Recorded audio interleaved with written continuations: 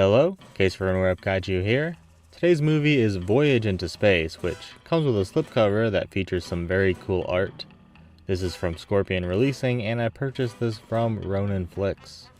I've never seen Johnny Sokko and his robot, but this movie is comprised of footage from episodes of that.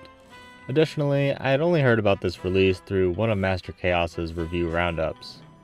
Real quick, the Blu-ray doesn't have a scene selection menu. Is this something that's recently gone away? I feel like I'm always complaining about it, but I never hear anyone else, so maybe it's just me. Anyways, this is Voyage into Space.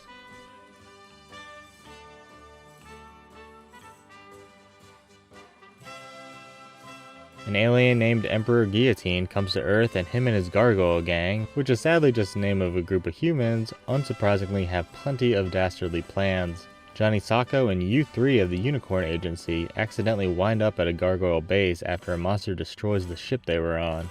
They escape the base, taking with them Giant Robo, the least imaginatively named robot, and the watch that allows Johnny Sokko to control him.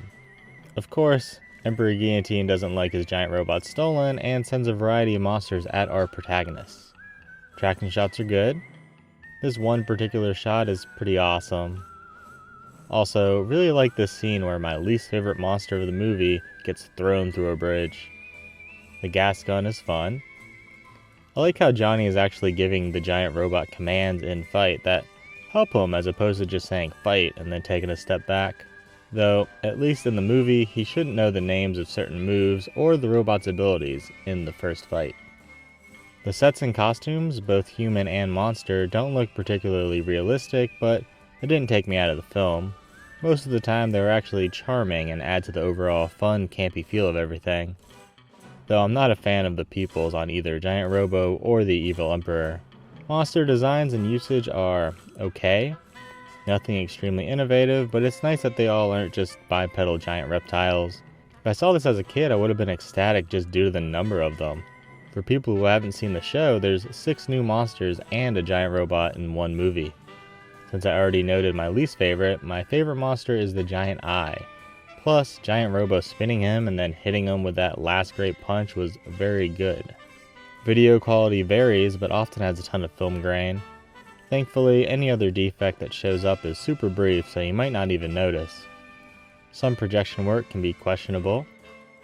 When it's just Guillotine and the human Gargoyle Gang, they're fine, but once more and more eccentric non-kaiju antagonists join in, the narrative gets a bit bloated. There's some visible wires. The first monster fight is a lot of just flailing around, but thankfully they do get better. Nothing extraordinary, but better. This doll is awful. They couldn't get someone to just roll down the hill a little.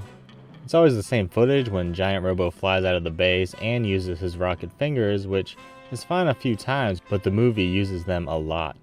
For someone who hasn't seen Johnny Sokko and his robot, it was fun for me to see how the titular duo narratively came to be, as well as many of the monsters from the series. The lack of real story development for the majority of the movie really does hurt, as the monster fights aren't enjoyable enough to carry the film.